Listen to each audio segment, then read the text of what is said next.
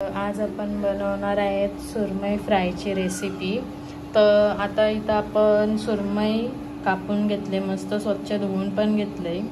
तर याला आपल्याला आता मॅरिनेशन करायचं आहे। त्याच्यासाठी मी काय काय साहित्य घेतले ते तुम्हाला दाखवते। इथं चिंच घेतले, अद्रक लसूणची पेस्ट आहे आणि चवीनुसार मीठ, काश्मीरी मसाला 1 चम्मच आहे, 1 छोटा चम्मच, आणि हा आहे धना-जिरा पावडर 1 चम्मच, हळद घेतली अर्धा चम्मच आणि आपला आगरी मसाला घेतले 1 चम्मच।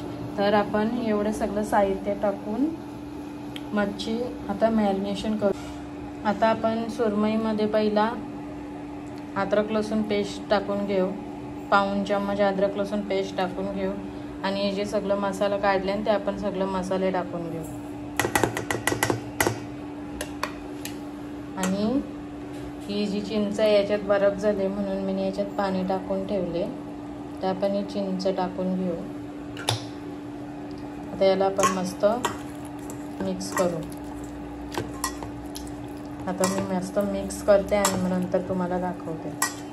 तर मस्त आपलं सुरमईला आता सगळा मसाला लावून झालेला आहे। आता आपण 10 मिनिटं सुरमई अशीच ठेवणार आहोत मॅरिनेशन करत, आणि मग नंतर 10 मिनिटानंतर आपण तलाला घेऊ।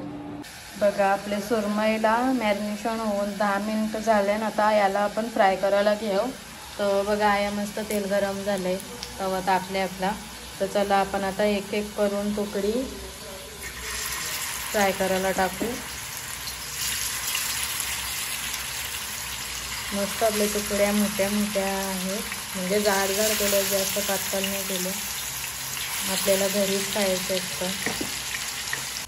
तर बघा आपली सगळी सुरमई फ्राय करायला टाकून झाले आणि यानं आपण बाबूच्यासाठी कोळंबे पण टाकले। तर चला थोडा वेळ एक साईडची शिजवून घेते, नंतर तुम्हाला दाखवते। तर आपली सुरमई एक साईडची शिजलेली आहे, आता तिला मी पलटी करून घेते।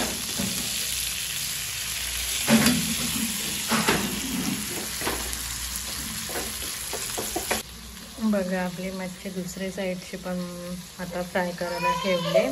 तर आता थोडा वेळ आपण फ्राय करू, नंतरला आपण गॅस बंद करू। बघा आता आपली मच्छी दुसरी साईडची पण मस्त फ्राय झाली,